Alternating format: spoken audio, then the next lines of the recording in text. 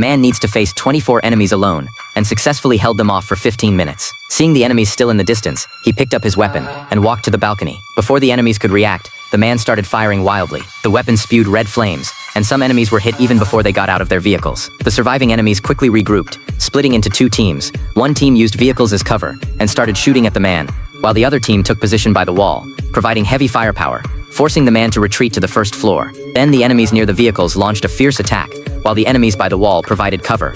Although the man had disappeared from sight, the enemies continued firing, and then the enemies advanced towards the wooden house, shooting through the door. After setting up traps, the man hid in the basement. He left his phone in the basement, and the enemies checked the device, thinking the man was still in the basement, and started searching the surrounding area. But by this time, the man had crossed the street and reached the other side through a tunnel. When he crawled out from behind the cover, the enemies inside the house triggered the trap. A mushroom cloud rose. The scene was breathtaking. The man glanced at his watch, and there were only 7 minutes left on the countdown. He had no choice but to keep moving forward. The enemies used the sound of gunfire to determine his location, and a small group of enemies quickly closed in.